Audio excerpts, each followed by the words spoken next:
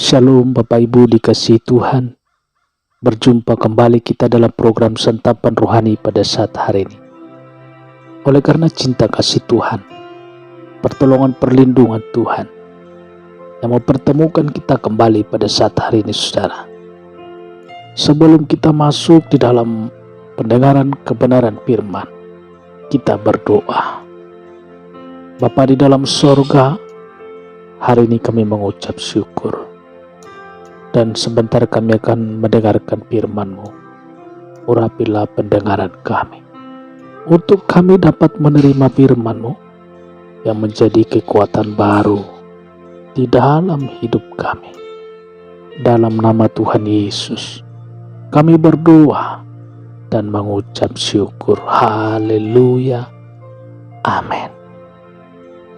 Kita baca kebenaran firman Tuhan Efesus 5 ayat 16. Dan pergunakanlah waktu yang ada, karena hari-hari ini adalah jahat. Mari tebus waktu yang sudah berlalu. Setiap anak Tuhan mestinya mengevaluasi hidup yang sudah dijalaninya, saudara. Seandainya ada yang salah atau keliru di masa yang lalu, kita bisa menebus kembali. Ajarlah kami menghitung hari-hari kami. Bisa berarti kita diminta memeriksa, mengevaluasi hari-hari yang sudah kita jalani. Mazmur 90 ayat 12, ajarlah kami menghitung hari-hari kami. Saudara, apakah ada yang salah? Adakah yang mendukakan hati Tuhan? Mungkin ada yang membuat orang terluka. Bagaimana cara kita menebus waktu yang sudah berlalu, saudara?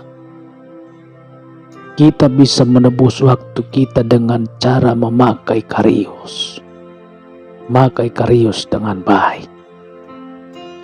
Karios adalah bahasa Yunani yang menunjuk kepada waktu. Dalam kata Yunani ada dua kata yang penting untuk waktu, saudara, yaitu kronos dan kairos. Kronos menunjukkan waktu yang sedang berjalan secara mekanis, seperti jam tangan yang terus berdetak secara mekanis, saudara.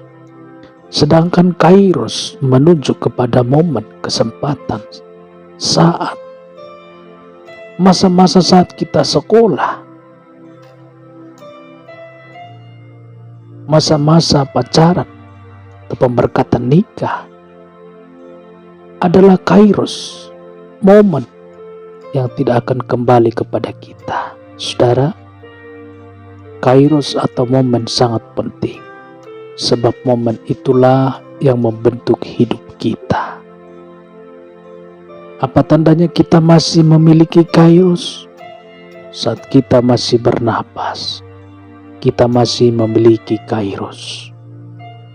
Ada kesempatan untuk kita menorehkan dengan tinta emas perbuatan yang memuliakan Tuhan.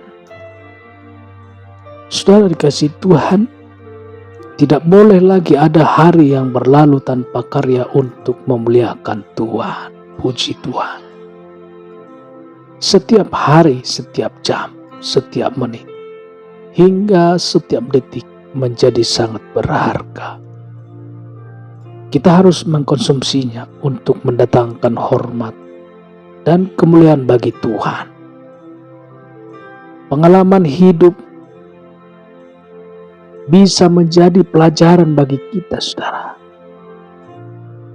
Seseorang pernah menulis buku hariannya berikut.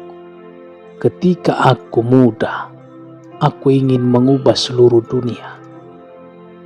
Lalu aku sadari bahwa waktu aku tidak bisa mengubah dunia, aku putuskan untuk mengubah negaraku saja. Saat aku menyadari bahwa aku tidak bisa mengubah negaraku, aku mulai berusaha mengubah kotaku. Usiaku semakin tua, aku sadari tidak mudah mengubah kotaku. Maka aku pun mulai mengubah keluargaku. Kini aku semakin rentah.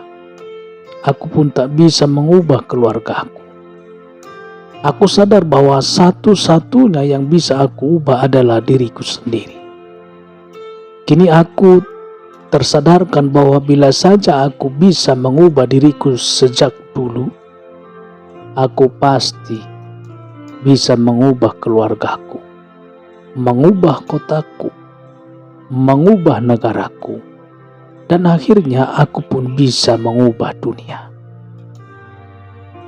Mari kita camkan baik-baik, saudara. Jam kehidupan hanya sekali berputar. Ada menit yang dilalui dengan manis. Ada pula menit-menit lainnya yang harus dilewati dengan pahit.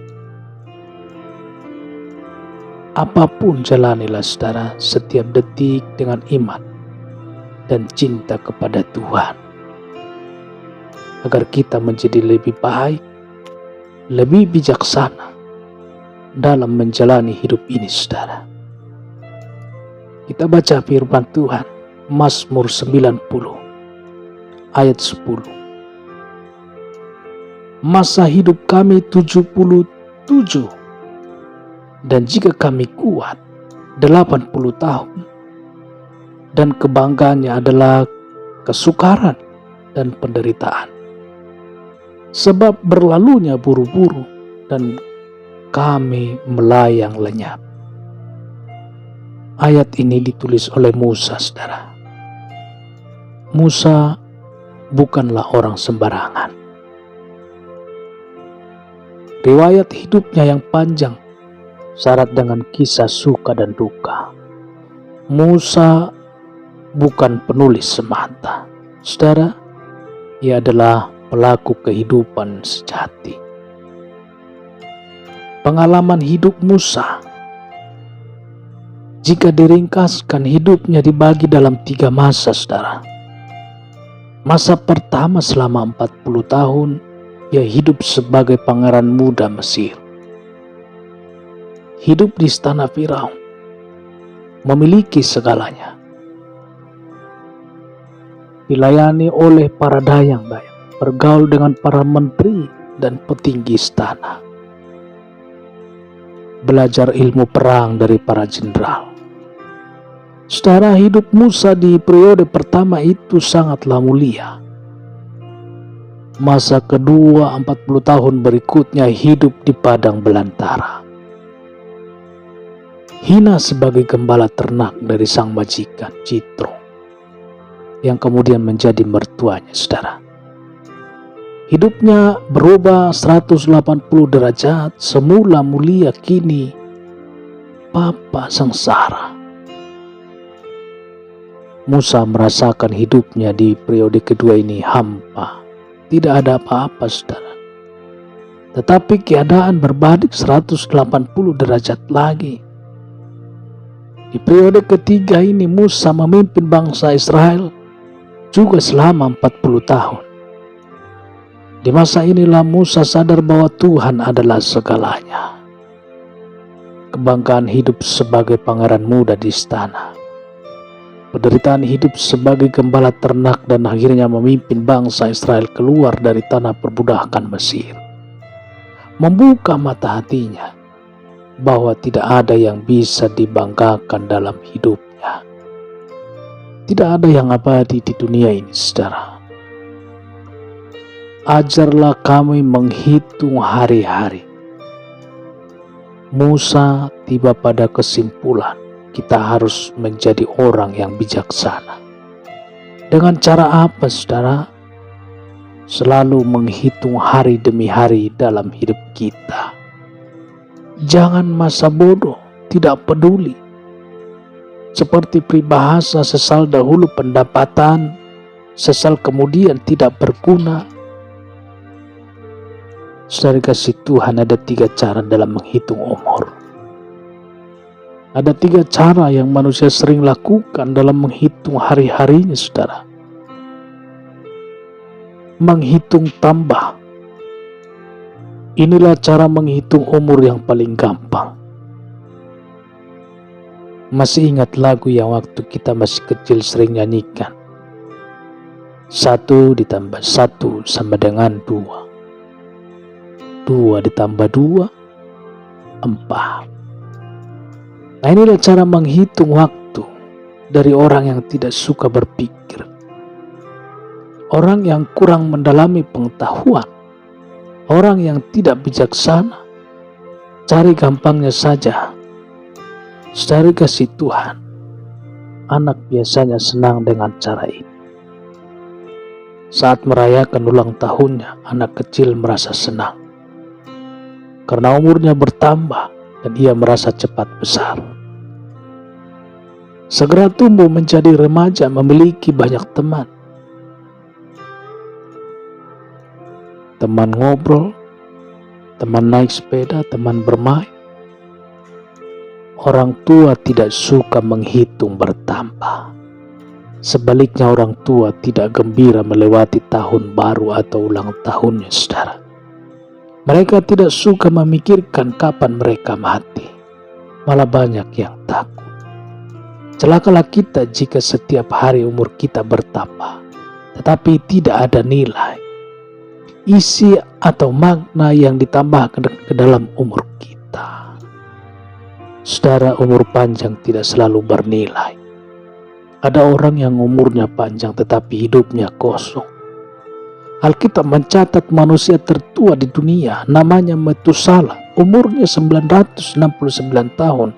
Panjang sekali, saudara. Tetapi hidupnya praktis tanpa karya.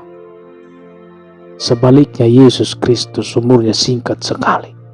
33,5 tahun. Hidup Yesus luar biasa. Syarat makna mengubah dunia, saudara. Hidup manusia tidak bergantung pada usianya. Yang membuat manusia berarti bukan panjang pendek umur. Harga atau nilai hidup manusia yang menentukan adalah bobotnya, karyanya, perbuatannya. Bukan karena ia direktur, bukan juga karena ia profesor. Bukan karena ia pendeta gereja besar atau mega cross. Bukan karena ia lulus dengan predikat cum laude. Tetapi yang menentukan apa yang diperbuatnya sepanjang umur hidupnya. Catat dan renungkan. Dalam kisah tulisan seseorang ini akan ada 2 tanggal di batu nisan. Semua sahabatmu akan membacanya. Bukan tanggal kelahiranmu, saudara. Bukan juga tanggal kematianmu. Yang akan mereka baca adalah garis penghubung di antara kedua tanggal itu. Bicara tentang hari-hari kehidupan kita. Kita hidup di antara kedua tanggal itu. Apa yang kita buat di antara kedua tanggal itu di dalam hidup kita, saudara.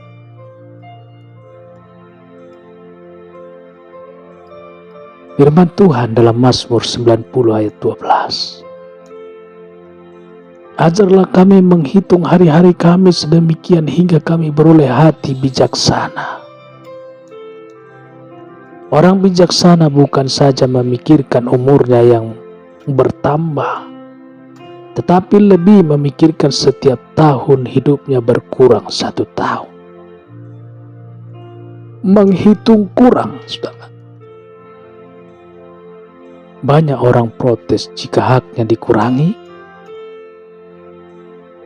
Ada yang dirugikan jika miliknya dikurangi. Sulit menemukan orang yang bisa menerima pada saat bagiannya diambil, saudara. Tapi orang tidak sadar setiap mengganti kalender umurnya berkurang. Setiap hari kita merobek tanggal, itu berarti hidup kita berkurang 1 hari. Dengan berpikir kurang, kita akan menjadi orang yang bijaksana. Paling tidak, kita akan lebih hati-hati memakai waktu kita. Seefektif mungkin, sehemat mungkin, seberguna mungkin. Tidak ada lagi waktu untuk bermalas-malasan, untuk menggunakannya semau gue. Begitu kata anak muda yang tidak mau dilarang-larang, saudara. Apa artinya menghitung hari-hari kami? Apakah menghitung hari-hari sekedar menghitung kalender, minggu demi minggu, bulan demi bulan, atau tahun demi tahun? Bukan itu, saudara. Kita diminta mengevaluasi, menilai hari-hari kita yang sudah berlalu. Sudah seberapa banyak waktu itu kita pakai untuk memuliakan Tuhan? Ada banyak orang yang di masa lalu sibuknya luar biasa, tetapi untuk kepentingan diri sendiri, keluarga sendiri, dan kelompok sendiri, saudara. Ada orang yang jungkir balik menghabiskan waktunya untuk membesarkan bisnisnya, dari pabrik kecil hingga bisa melantai di bursa alias go public, semuanya demi meraih pamor masa depan dan kenikmatan sendiri. Ada juga pelayan-pelayan Tuhan yang memulai pelayanan dari kecil hingga memiliki cabang gereja di mana-mana. Tetapi orientasi atau arah ujungnya untuk menumpuk harta dunia dan bisa hidup serba mewah. Saudara dikasihi Tuhan, saatnya untuk merenung, berkontemplasi. Mari hitung waktu yang masih tersisa. Mari gunakan waktu sekarang untuk sebesar-besarnya memuliakan Tuhan, membawa terang bagi mereka yang masih tinggal dalam kegelapan. Datangi pezina, hampiri peminum, singgahi pejudi, rangkul pekerja pebisnis dan pejabat. Mereka butuh keselamatan, mereka butuh terang, mereka butuh kebahagiaan yang sejati. Rubah gelombang hidup dan pelayanan kita.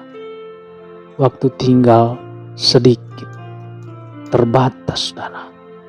Saatnya kita merubah gelombang hidup kita dari yang fokus untuk diri dan keluarga sendiri menuju kepada sesama, saudara. Putar arah gelombang pelayanan kita dari sekedar ibadah rutin menuju kepada peraihan jiwa-jiwa baru. Mari gunakan keuangan pribadi hingga keuangan pelayanan, dari untuk konsumsi internal menjadi untuk membawa terang kepada bangsa-bangsa. Firman Tuhan Efesus 5 ayat 16. Dan pergunakanlah waktu yang ada, karena hari-hari ini adalah jahat. Sebab itu janganlah kamu bodoh, tetapi usahakanlah supaya kamu mengerti kehendak Tuhan. Puji Tuhan, kiranya Tuhan menolong kita untuk menjadi orang yang bijaksana. Haleluya. Bapak Ibu Saudara, kita baca kebenaran firman Tuhan Galatia 6 ayat 10. Karena itu, selama masih ada kesempatan bagi kita, marilah kita berbuat baik kepada semua orang, tetapi terutama kepada kawan-kawan kita seiman. Puji Tuhan. Menghitung kali. Saudara dikasih Tuhan, surat Galatia ini ditulis oleh Rasul Paulus dengan tujuan tertentu, saudara.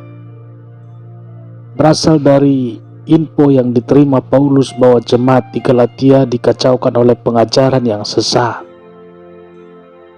Surat Paulus ini juga ditulis di tengah-tengah hangatnya pergumulan di komunitas atau kelompok Yahudi pada saat itu, saudara.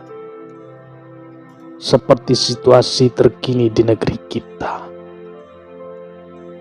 menjelang Pilpres 2024. Berbagai info, berita, opini hingga ajakan berseliweran, saudara. Gereja kita semua harus waspada menyikapi semua itu. Jangan hanya lincah canggihnya. Jangan hanya lihat casingnya, saudara, bungkusnya saja. Untuk itu kita dinasihati untuk menjadi orang yang bijaksana. Selagi masih ada kesempatan, marilah kita berbuat baik kepada semua orang, terutama kepada kawan seiman. Saudara, banyak orang terjebak Banyak orang terjebak, tidak sedikit lembaga kekristenan larut ke dalam kemelut yang berbau politik, saudara, sehingga bergeser dari panggilan suci dan mulia yang menjadi pijakannya. Saudara, apa yang dimaksud dengan menghitung kali? Menggunakan waktu dengan cara menghitung kali maksudnya adalah dengan melakukan lebih dari satu pekerjaan pada waktu yang bersamaan. Menggunakan waktu dengan menghitung kali akan menghasilkan sesuatu yang berlipat ganda. Tidak ada waktu yang terbuang. Bahkan dengan waktu yang sama diperoleh hasil lebih dari yang orang lain kerjakan, saudara.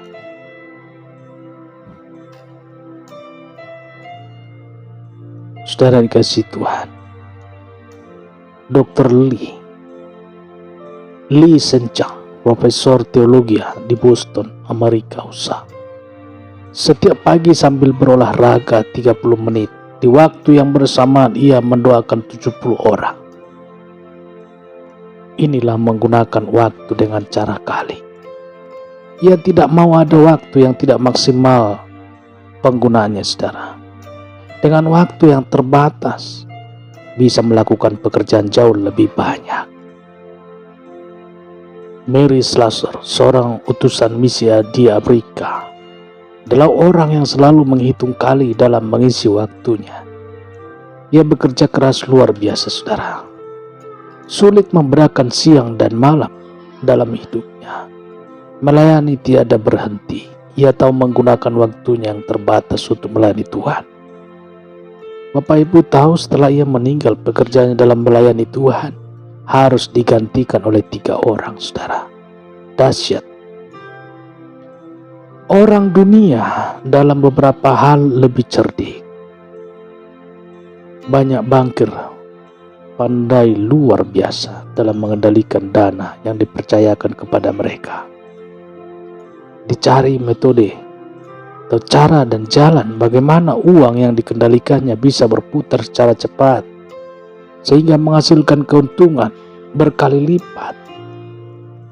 Orang yang bergerak di bidang marketing yang hanya memiliki 2 tangan dan 2 kaki memutar otaknya sehingga terciptalah multi-level marketing. Saudara, dari 1 orang bisa menggerakkan ribuan orang dalam waktu yang bersamaan dan diperoleh outcome hasil beribu kali ganda. Bagaimana dengan kita sebagai anak Tuhan? Diam sajakah? Atau terima nasib sajakah? Atau tunggu mujizat sajakah? Padahal anugerah Tuhan kepada setiap orang sama, saudara. Tuhan tidak pernah membeda-bedakan setiap permata hatinya. Waktu setiap orang sama 24 jam sehari. Otak setiap orang dewasa sama beratnya sekitar 1,3 kg. Semestinya kita bisa melihat atau semestinya kita bisa melipat gandakan waktu kita yang terbatas. Kita harus berusaha mengoptimalkan peluang, kesempatan, momen, atau kairos yang Tuhan limpahkan. Kita harus bisa memakai waktu dan peluang yang ada untuk mencapai hasil yang terbesar, yang bernilai kekal. Jangan hanya uang yang kita kejar, saudara. Sedih kita melihat banyak orang, matanya, hidupnya, sebagian besar waktunya dipakai untuk meraih uang, menumpuk harta, mencari popularitas, ketenaran untuk dirinya, saudara. Uang perlu untuk kita bisa hidup layak, tetapi uang bukanlah tujuan utama kita. Kita perlu memikirkan hal lain di samping uang. Meningkatkan mutu rohani, mengembangkan karakter, perilaku, membawa terang bagi mereka yang membutuhkan, dan menjaga kesucian hidup termasuk pikiran, sehingga kita makin serupa dengan Kristus. Puji Tuhan. Jangan kita membuang waktu dengan kesempatan yang Tuhan anugerahkan. Suatu saat kita diminta mempertanggungjawabkan waktu dan kesempatan yang kita miliki, saudara. Kita harus melipat gandakan, menghitung kali segala talenta dan waktu. Jangan menyia-nyiakan anugerah Tuhan. Puji Tuhan. Bapak Ibu Saudara, kita baca kebenaran firman Tuhan dalam Lukas 8 ayat 26. Lalu mendaratlah Yesus dan murid-muridnya di tanah orang Gerasa yang terletak di seberang Galilea. Ada apa di Gerasa? Saudara, sangat perlu kita tanyakan. Ada pestakah di Gerasa? Atau ada pejabat penting yang harus ditemui Yesus? Ada undangan resepsi pernikahan anak konglomeratkah? Jawabnya tidak ada sama sekali. Di Gerasa ada orang gila.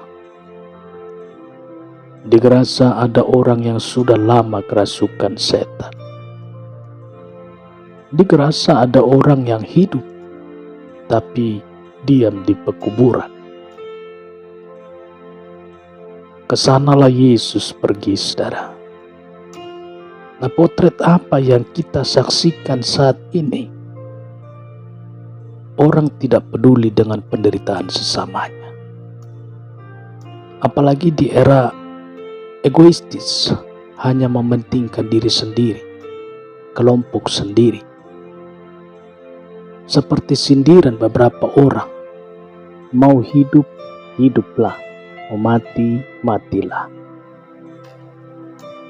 Itulah fenomena potret kehidupan kelompok yang menamakan diri anak-anak Tuhan, pelayan-pelayan Tuhan, hamba-hamba Tuhan. Beda dengan Yesus, hamba yang setia. Walaupun harus menyeberangi danau Galilea, kendati pun berlayar di malam hari, bahkan harus menghadapi badai yang sangat dahsyat, saudara. Dalam bahasa aslinya, mengamuknya badai yang membuat gelombang tinggi bergulung-gulung digunakan kata seismos. Ingat alat yang bernama seismografi, saudara. Alat pencatat gempa. Malam itu terjadi gelombang yang sangat tinggi. Peristiwa saat itu ditulis dengan kata seismos. Terjadi tsunami di danau Galilea, saudara. Yesus bersedia melewati semuanya demi orang gila di Gerasa. Menghitung bagi. Inilah cara menghitung hari yang paling sulit, saudara. Dihindari banyak orang. Menghitung hari-hari dengan membagi. Ada yang berkurang, ada yang hilang, ada yang harus dibagi kepada sesama, saudara. Kita harus rela bersedia membagi waktu kita, umur kita, kesempatan yang kita miliki, harta kita kepada orang lain, termasuk kepada orang gila yang seperti Yesus lakukan. Maka banyak orang akan merasakan kasih Tuhan, berkat Tuhan, peduli Tuhan, yang pada gilirannya membawa mereka untuk mengenal dan menerima Tuhan Yesus. Membagi memang bukan perbuatan mudah, saudara. Kita harus menenggelamkan kepentingan kita di dalam dalam. Kita harus mengusir sifat serakah terhadap apa yang kita miliki. Kita harus memiliki kesadaran tingkat tinggi bahwa apa yang kita miliki bukanlah kepunyaan kita, saudara. Bahkan kita harus melupakan masa depan keluarga kita, masa tua kita. Soli Deo Gloria. Semuanya untuk demi kemuliaan Tuhan.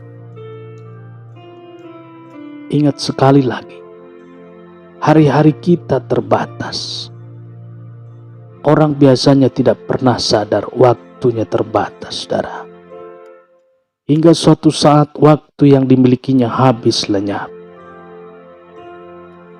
Ketika kita sehat, tidak sadar waktu terbatas. Saat sakit keras dan tidak ada lagi obatnya, baru sadar waktunya segera habis. Saudara, seorang pelajar rasa punya banyak waktu, sehingga bermain handphone, laptop sepanjang hari, saudara. Nonton film, bertemu teman-teman, main game. Ketika tiba waktunya untuk ujian dengan bahan yang begitu banyak, sehingga bingung mana yang harus lebih dahulu dikerjakan, barulah dia merasa waktunya terbatas, saudara. Seorang pejabat merasa waktu dan kesempatan yang ada di tangannya begitu luas. Dia merasa bebas dan terus melakukan korupsi. Hingga suatu hari tertangkap, diadili dan dipidana mati. Nah, di saat itulah dia merasa, waktunya terbatas. Waktu kita muda, suara kita nyaring melengking. Kini termakan usia, melemah, bergetar, cepat loyo. Wajah yang dahulu kencang bersinar, kini keriput, saudara. Kita tidak pernah bisa mengulang waktu yang terbatas dan sedikit itu. Hewan tidak pernah mengerti bahwa waktunya terbatas. Hanya kita, manusia, yang harusnya memiliki kesadaran bahwa waktu kita sangat terbatas. Tinggal sedikit lagi. Mari kita simak firman Tuhan.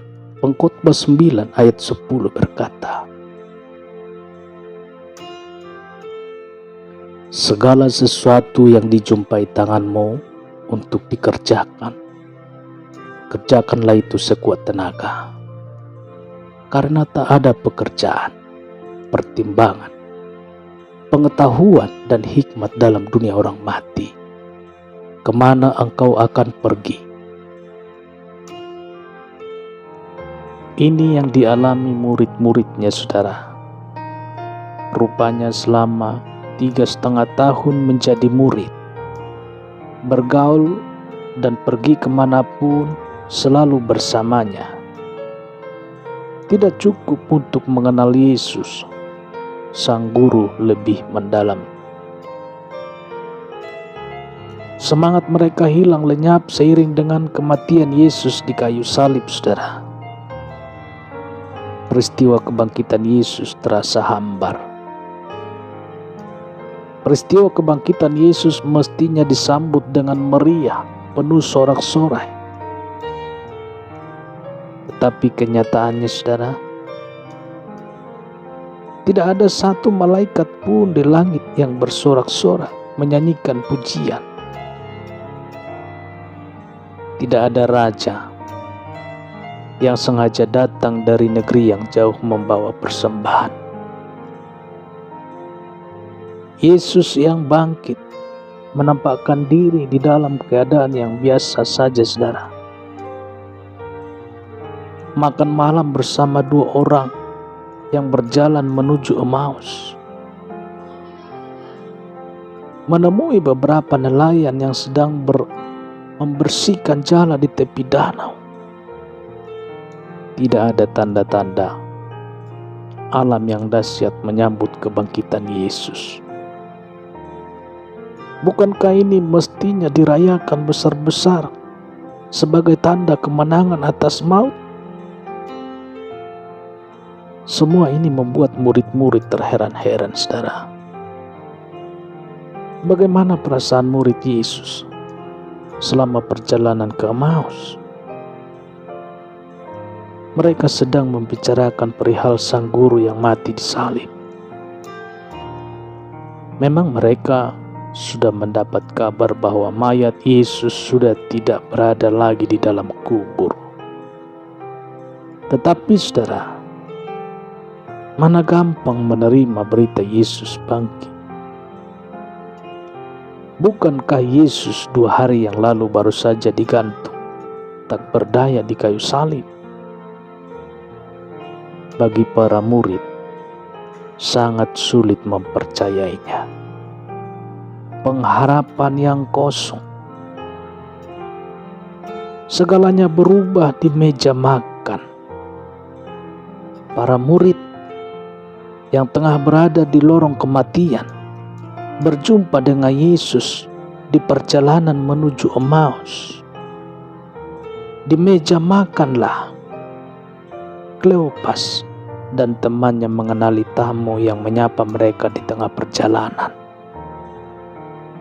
Dari cara Yesus memegang roti, mengucapkan berkat, dan memecah-mecahkan, hingga membagikanlah mereka mengenali Yesus. Tidakkah Yesus di meja makan membuka mata murid-murid? Saudara dikasihi Tuhan, tindakan Yesus di meja makan membuka mata murid-muridnya. Pengakuan setelah berjumpa dengan Yesus. Lukas 24 ayat 32. Kata mereka seorang kepada yang lain, "Bukankah hati kita berkobar-kobar ketika Ia berbicara dengan kita di tengah jalan dan ketika Ia menerangkan kitab suci kepada kita?" Hati yang lemah, semangat hidup yang lesu berubah ketika pada saat bertemu Yesus. Puji Tuhan. Pikiran yang kusut dan jalan yang gelap kini cerah dan bersinar kembali. Harapan yang hampir tenggelam muncul kembali tak kalah mendengar suara Yesus. Saudara, di mana posisi kita sekarang? Di mana posisi saudara sekarang? Seperti murid-murid saat itu berada di lorong kematiankah? Terus saudara merasa tidak ada harapan lagi dan hidup saudara tamat? Jangan menyerah, saudara. Undang Yesus masuk dan persilakan Dia duduk di meja kehidupanmu. Saudara pasti segera mengenali Dia, Yesus Tuhan yang sangat mengasihi saudara. Semangat dan gairah hidup saudara akan muncul kembali. Hati saudara akan berkobar-kobar saat mendengar Dia bicara lewat firman yang Anda dengar. Hidup saudara bersinar kembali. Puji Tuhan. Saudara dikasihi Tuhan, yang tertulis dalam Lukas 24 ayat 21. Demikian kebenaran firman Tuhan. Padahal kami dahulu mengharapkan bahwa Dialah yang datang untuk membebaskan bangsa Israel. Tetapi sementara itu telah lewat 3 hari sejak semuanya itu terjadi. Murid-murid meragukan kemampuan Yesus, saudara. Overestimate, istilah yang digunakan untuk mengungkapkan penyesalan karena menduga terlalu berlebihan. Saudara, itulah yang dinyatakan oleh Kleopas dan temannya pada saat berbincang dengan tamu asing yang bertemu dengan mereka dalam perjalanan menuju Emmaus. Mereka kecewa terlalu meninggikan kemampuan Yesus, saudara. Padahal kami dahulu mengharapkan bahwa Dialah yang datang untuk membebaskan bangsa Israel. Tersirat dari ucapan ini ada nada kecewa dari Kleopas, saudara. Yesus yang semula mereka harapkan menjadi pahlawan ternyata kalah dan babak belur di atas salib, saudara. Peristiwa salib, kekalahan besar bagi para murid. Bagi para murid, matinya Yesus di kayu salib adalah kekalahan besar. Mereka sangat dipermalukan.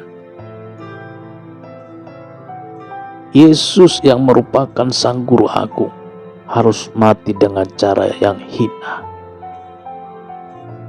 dan mengenaskan, saudara. Peristiwa ini sangat tidak masuk akal. Itulah sebabnya, tak kala diberitakan bahwa Yesus sudah bangkit, tidak semua murid bisa menerima begitu saja, saudara. Mereka begitu ragu-ragu akan kemampuan Yesus. Fakta bicara lain, saudara. Benar dulu Yesus pernah mengubah air menjadi anggur. Benar dulu Yesus pernah menyembuhkan orang buta melihat, tuli mendengar, dan lumpuh berjalan. Benar Yesus dulu pernah membangkitkan Lazarus yang sudah mati 4 hari. Tetapi sekarang ia kalah dan tergantung hina di kayu salib. Bagaimana mungkin ia bisa bangkit? Para murid tenggelam dalam kekecewaan, saudara. Satu peringatan yang cukup keras dilontarkan sang tamu yang tidak dikenal, yakni Yesus, tidak menyadarkan mereka. Itulah sebabnya sang tamu menyematkan kepada mereka, "Hai kamu orang bodoh." Saudara kasih Tuhan, apakah kita orang bodoh? Kita marah jika ada orang menyebut kita bodoh. Apakah kita tersinggung berat bila ada orang mengatakan kita orang bodoh, saudara? Dan yang menjadi pertanyaan, apakah kita orang bodoh? Jawabannya adalah ya, jika kita seperti Kleopas dan temannya, jika kita melupakan semua janji-janji Tuhan. Saudara, kita bisa melupakan janjinya jika kita tenggelam dengan masalah yang mengurung kita, saudara. Kita salah memposisikan Yesus dengan hanya menurut kepentingan kita. Kita menghargai Yesus terlalu murah jika ia hanya harus mengikuti kemauan kita, saudara. Saudara akan meragukan Yesus jika Anda hanya berpikir pendek. Saudara akan selalu menjadi orang yang bimbang jika saudara ingin Yesus bertindak sesuai dengan keinginan saudara. Mari kita rubah cara pandang kita terhadap Yesus. Dia bukan manusia yang hanya melihat kepentingan sesaat. Dia sungguh memiliki grand design atau rancangan agung untuk masa depan kita, saudara. Dia tidak pernah sedikit pun memikirkan yang jahat untuk kita. Dia merancang hidup saudara secara terperinci, saudara. Dia merancang hidup kita secara terperinci. Kerinduannya hanya satu. Dia ingin kita memiliki hari depan yang penuh harapan. Puji Tuhan. Kita camkan kebenaran firman Tuhan. Yeremia 29 ayat 11 berkata, "Sebab aku ini mengetahui rancangan-rancangan apa yang ada padaku mengenai kamu." Demikianlah firman Tuhan, yaitu rancangan damai sejahtera dan bukan rancangan kecelakaan, untuk memberikan kepadamu hari depan yang penuh harapan. Puji Tuhan. Itulah grand design Tuhan untuk kita. Itulah grand design Tuhan untuk saudara. Terpujilah Tuhan. Yohanes 8 ayat 12, saudara. Maka Yesus berkata pula kepada orang banyak itu, katanya, "Akulah terang dunia. barang siapa mengikut aku, ia tidak akan berjalan dalam kegelapan, melainkan ia akan mempunyai terang hidup. Hidup sebagai anak terang. Habis gelap terbitlah terang. Itu judul buku yang diterbitkan oleh Raden Ajeng Kartini, menceritakan tentang terbit terang dalam kehidupan wanita Indonesia pada zaman itu, saudara. Perubahan perlakuan terhadap wanita yang didambakan sehingga memiliki hak yang sejajar dengan laki-laki. Terang lawannya gelap. Saudara dikasih Tuhan, kata terang bahasa aslinya pos, saudara, adalah terang dari matahari. Pos atau terang yang dimaksud di sini bukan terang biasa, saudaraku. Bukan terang seperti listrik, apalagi seperti lilin. Pos terang tidak pernah dinyalakan, saudara. Punya sumber energi sendiri. Pos terang yang dimaksud Tuhan Yesus tidak akan pernah padam, saudara. Latar belakang Yesus berbicara tentang terang. Dalam bagian ini kita mendapati bahwa Yesus baru saja berhadapan dengan orang banyak yang gagal menghukum perempuan yang tertangkap basah berzina. Yesus sendiri tidak menghukum wanita itu, saudara. Dia hanya menasehati untuk jangan berbuat dosa lagi. Yesus memastikan barang siapa mengikut Dia, dalam arti menjalankan firman-Nya dengan sungguh-sungguh, maka siapapun tidak akan lagi berjalan di dalam gelap. Yesus memahami wanita itu berbuat zina karena ia belum mengenal terang yang sejati. Jika ia sudah mengenal Yesus, ia pasti tidak akan lagi hidup dalam kegelapan, dalam dosa lamanya. Terang yang dimiliki oleh setiap orang di dalam Yesus tidak bisa padam, saudara, sehingga tidak mungkin lagi akan berjalan dalam kegelapan. Haleluya. Lalu buat apa terang dalam hidup kita, saudara? Yang pertama, untuk menerangi jalan hidup kita. Betapa indahnya jika kita berjalan dalam terang. Hidup kita pasti aman dan nyaman, saudara. Kita hidup sesuai dengan standar Tuhan, selalu menjauhi kejahatan dan mengejar kebaikan. Yang kedua, terang di dalam diri kita juga untuk energi sekeliling kita, saudara. Di mana kita ada, mestinya kegelapan sirna. Sebagai anak terang, hidup kita harus mempengaruhi dunia. Haleluya. Bukan sebaliknya dunia mempengaruhi kita. Bapak Ibu dikasihi Tuhan, hadirkan terang supaya gelap hilang. Puji Tuhan. Kita baca kebenaran firman Tuhan 1 Petrus 4 ayat 8.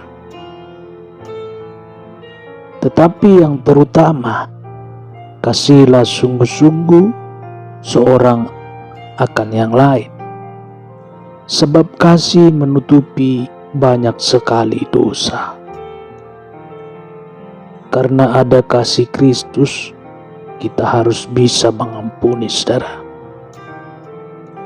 Mengampuni adalah masalah hati. Mengampuni bukan hanya di bibir saja, saudara. Kita mampu mengampuni atau tidak tergantung apa yang ada di hati kita. Jika hati kita betul telah diisi oleh kasih Kristus, maka kita mau memikul salib dan segala sengsara yang pahit, saudara. termasuk kesalahan orang lain terhadap kita, dengan kerelaan. Kasih Kristus, kasih itu bersedia menderita, saudara. Renungan kita, kasih menutupi banyak sekali dosa. Kasih itu mau berkorban, dan itu yang membuat kita bisa mengampuni, saudara. Kesalahan orang lain menimbulkan reaksi dari kita untuk bermacam-macam hal.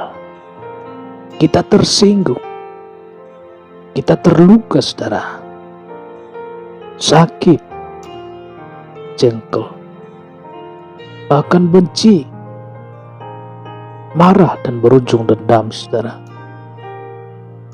Mengampuni berarti harus bersedia berkorban, puji Tuhan. Sebab itu bagi orang dunia dan orang yang tidak memiliki kasih Kristus, mengampuni itu sulit dan rugi. Tetapi bagi orang yang mempunyai kasih Kristus, pasti mau memikul salib akibat kejahatan orang lain. Yang menjadi pertanyaan, mampukah kita melakukannya? Jika kita memiliki kasih Kristus, maka kita bersedia menderita karena Tuhan memintanya, saudara.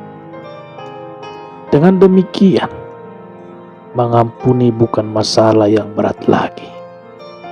Kita pasti bisa memikul sebab semua yang terjadi pada kita tidak kebetulan.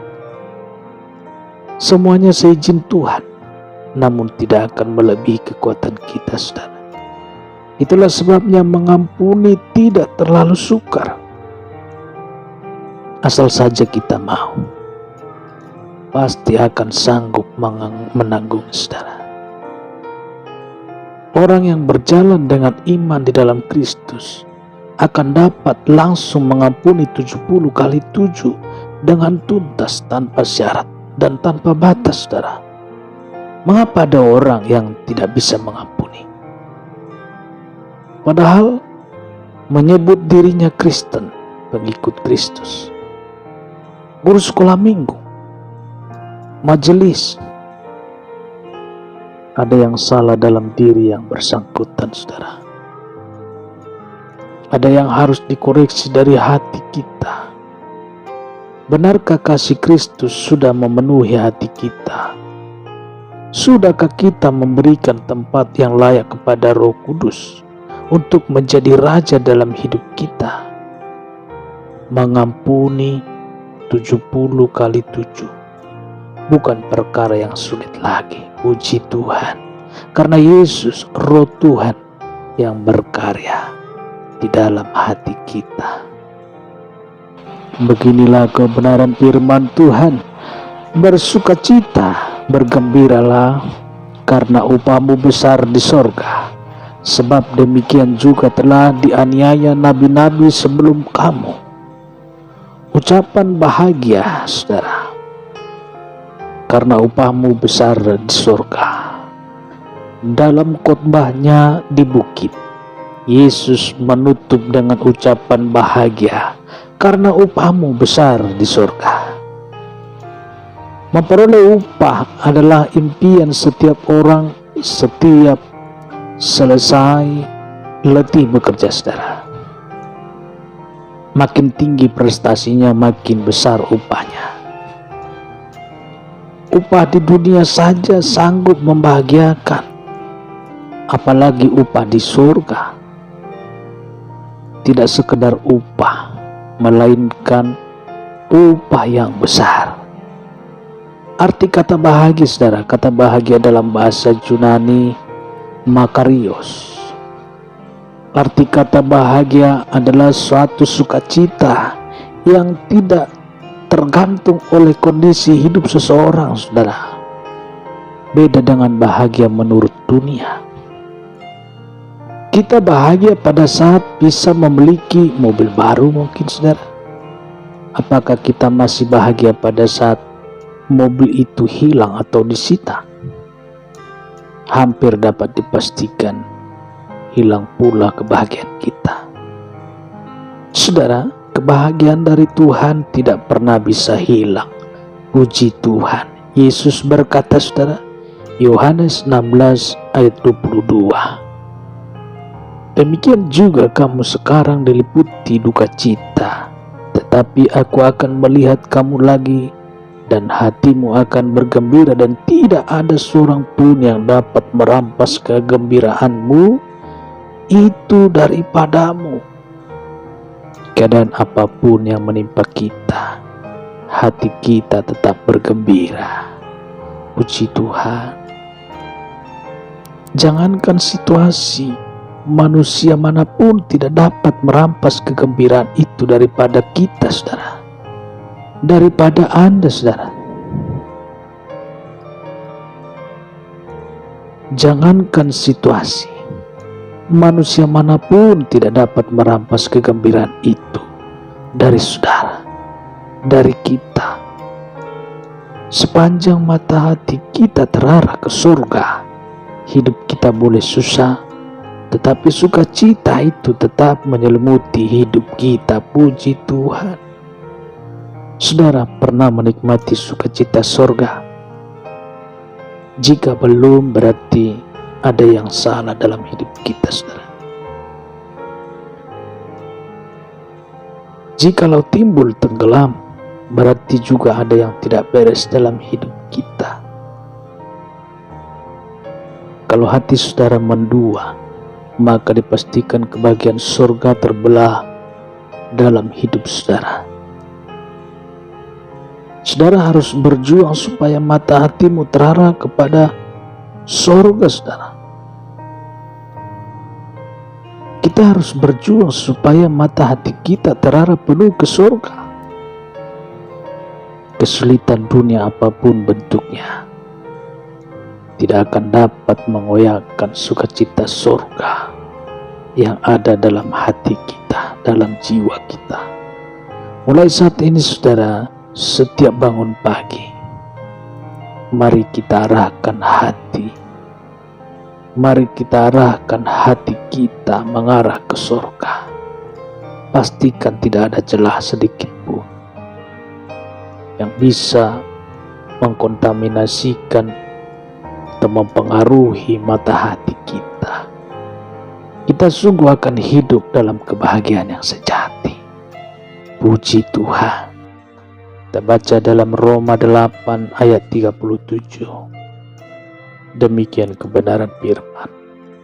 Tetapi dalam semuanya itu kita lebih daripada orang-orang yang menang oleh Dia yang telah mengasihi kita. Puji Tuhan. Saudara pernah gagal? Setiap orang, tidak ada yang mau gagal dalam hidupnya. Dalam bidang apapun, saudara, pasti mendambakan kesuksesan. Gagal itu sakit rasanya. Di samping menanggung kerugian, kepercayaan diri juga menjadi berkurang. Itulah sebabnya buku yang memuat kisah orang sukses laris dibeli orang. Kiat-kiat sukses juga banyak dipelajari. Tentu saja semua usaha untuk meraih keberhasilan tidak ada salahnya, saudara. Tapi ada satu hal yang sering dilupakan orang. Kunci kesuksesan bukan semata karena kepandaian atau pengalaman semata. Campur tangan Tuhanlah yang membenarkan, yang sebenarnya paling menentukan. Seperti yang Alkitab saksikan dalam Mazmur 127 ayat 2 berkata, sia-sialah kamu bangun pagi-pagi dan duduk-duduk sampai jauh malam, dan makan roti yang diperoleh dengan susah payah, sebab Ia memberikannya kepada yang dicintainya pada waktu tidur. Puji Tuhan. Bertemu dengan Yesus yang bangkit mengubah kegagalan menjadi kemenangan. Amin.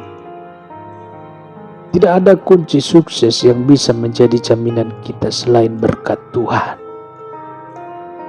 Petrus yang kembali kepada pekerjaannya yang lama, menjadi nelayan, saudara, kembali mengalami peristiwa yang dulu pernah dialaminya. Usahanya untuk menjala ikan menemui kegagalan. Padahal apa yang kurang dari dirinya, saudara? Ia sudah mengenal seluk-beluk Danau Galilea. Ia tahu kapan musim ikan keluar. Ia mungkin juga menjala di tempat yang mana dulu pernah mendapat ikan hingga 2 perahu penuh bersama Yesus. Tetapi semua usahanya sia-sia. Baru setelah bertemu Yesus yang bangkit di pinggir danau itu, saudara, Petrus mengikuti perintah Yesus untuk menebarkan jalannya. Dan seperti yang tertulis dalam Yohanes 21 ayat 11, demikian mencatat. Simon Petrus naik ke perahu, lalu menghala jala itu ke darat, penuh ikan-ikan besar, 153 ekor banyaknya. Dan sungguh pun sebanyak itu, jala itu tidak goyah. Apa pergumulan saudara saat ini? Apa pergumulan kita saat ini, saudara?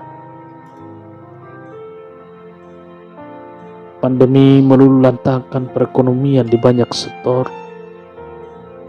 Perusahaan yang kolaps alias tutup berguguran, saudara. Peperangan Rusia vs Ukraina menambah makin rumitnya masalah ekonomi. Banyak orang limbung dan kehilangan pegangan, saudara. Tak kuat lagi bertahan. Tak kuat lagi bertahan. Dan rasanya bendera putih tanda menyerah siap dikibarkan. Tahan dulu. Berita kabar baik datang untuk kita. Berita kabar baik datang untuk saudara. Yesus yang bangkit kini siap menemui saudara. Tidak sekedar bertemu seperti yang telah dilakukannya kepada Petrus, saudara. Yesus juga ingin memberkati saudara. Tidak peduli seberapa dalam kejatuhan saudara. Tidak soal sudah berapa lama saudara menunggu. Kini saatnya saudara melemparkan jala saudara ke tempat yang penuh berkah. Rahasianya saudara, buka hati bagi Yesus.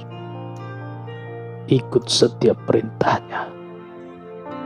Jika Petrus meraih 153 ekor ikan hingga jalanya goyah hari itu, Anda juga akan diberkati. Kegagalan bukan akhir segalanya, saudara. Bersiap-siaplah untuk memasuki era kebangkitan bersama Yesus. Jangan lagi berjalan tanpa Yesus untuk melanjutkan hidup ini, saudara. Saudara telah ditetapkan sebagai lebih daripada pemenang. Puji Tuhan. Saudara akan menikmati hari-hari indah bersamanya. Asal saja saudara taat kepada perintahnya. Yesus Tuhan sangat mengasihi saudara, sangat mengasihi kita. Biarkan Yesus yang bangkit itu memeluk saudara selamanya. Jadikan Tuhan Yesus jurumudi hidup kita. Haleluya. Lukas 24 ayat 32. Bukankah hati kita berkobar-kobar ketika Ia berbicara dengan kita di tengah jalan dan ketika Ia menerangkan kitab suci kepada kita? Puji Tuhan. Bapak Ibu saudara dikasihi Tuhan. Sebelum kita masuk dalam pembahasan kebenaran firman Tuhan, Bapak Ibu saudara, apabila pertama kali bergabung dalam program Santapan Rohani pada saat hari ini, silakan saudara tekan tombol subscribe-nya supaya setiap video-video terbaru Bapak Ibu boleh dapatkan setiap hari. Dan setiap hari saudara didoakan Baik saudara, terlanjutkan kebenaran firman. Apakah saudara loyo? Loyo kata diucapkan dalam bahasa sehari-hari saudara. Artinya tidak memiliki semangat lagi.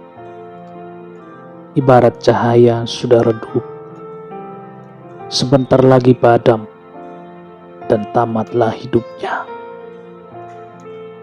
Hidup tanpa semangat memang menyedihkan.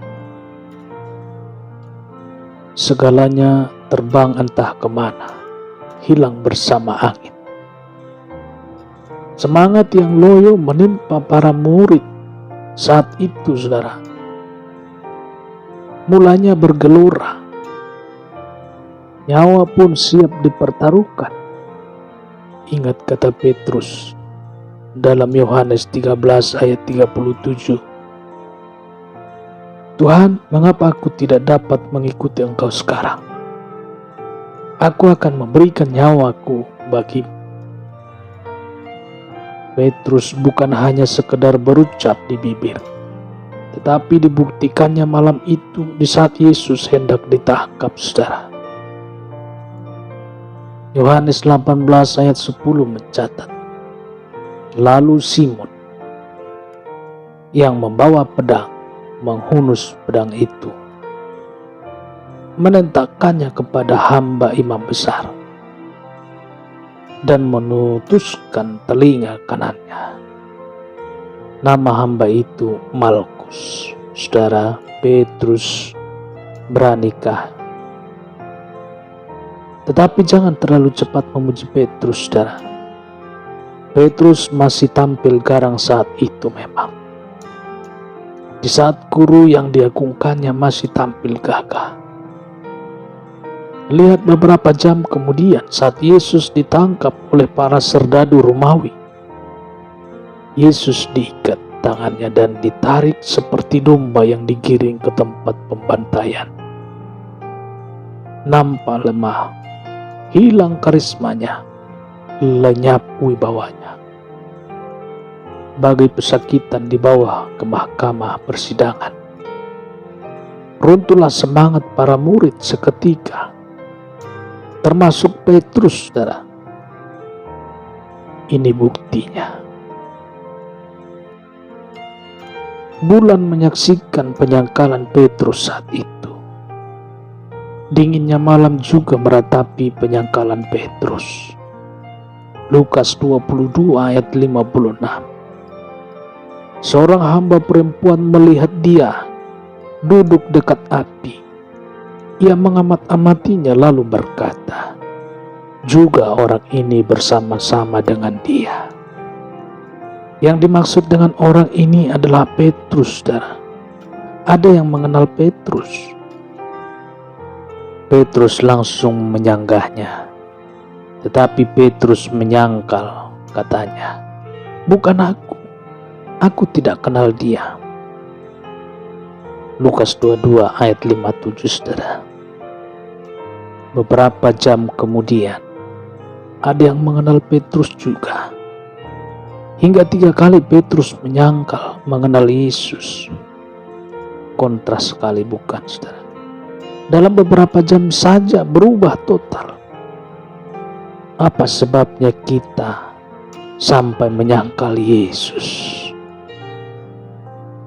Manusia adalah menempatkan Yesus dalam hidupnya. Manusia salah menempatkan Yesus dalam hidupnya. Yesus dianggap sebagai benda keramat dan sakti, bagai lampu Aladin, saudara. Digosok bisa minta apa saja seketika muncul di depan mata. Yesus adalah Tuhan, bukan lampu Aladin, saudara. Kesaktiannya melebihi lampu Aladin, tak terbatas. Kita tidak perlu meragukannya soal kemahakuasaannya. Kita cenderung ingin mengatur Tuhan, saudara. Kesalahan kita adalah kita ingin mengatur Tuhan. Kita mau Tuhan menuruti setiap permintaan kita. Cintanya yang terlalu besar kepada kita, lebih dari sekadar memenuhi kebutuhan kita saat ini. Mana ada bapa di dunia ini yang tidak sayang kepada anaknya? Berikut firman Tuhan yang harus menjadi pegangan kita. Matius 7 ayat 11. Jadi jika kamu yang jahat tahu memberi pemberian yang baik kepada anak-anakmu, apalagi Bapamu yang di surga, Ia akan memberikan yang baik kepada mereka yang meminta kepadanya. Puji Tuhan. Tetapi jangan salah, saudara. Bapa yang baik tidak selalu mengabulkan permintaan anaknya. Ada hal yang belum bisa dipahami oleh kita pada saat Tuhan tidak atau belum mengabulkan permintaan kita. Dia sedang menjalankan rencananya yang untuk kita, saudara, yang ujungnya membawa kebaikan. Kuncinya, saudara, jangan mudah kecewa jika Tuhan belum memberikan apa yang kita minta. Jangan cepat loyo ketika badai taupan kehidupan terus-menerus menerpa perahu kehidupan, saudara. Jangan salah paham bahwa Tuhan tidak peduli dengan saudara. Apa obatnya supaya tidak menjadi loyo? Teruslah ikut rencananya yang pasti hebat untuk saudara. Jangan pernah berhenti berharap kepadanya. Walaupun perahu saudara hampir tenggelam, Yesus menghampiri para murid setelah kebangkitannya dengan menemui mereka yang sedang menuju ke Emmaus. Yesus mengingatkan para murid akan janji-janjinya yang pasti digenapi, saudara.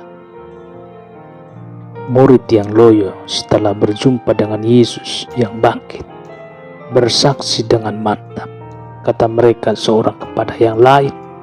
Lukas 24 ayat 32 mencatat, bukankah hati kita berkobar-kobar ketika Ia berbicara dengan kita di tengah jalan dan ketika Ia menerangkan kitab suci kepada kita?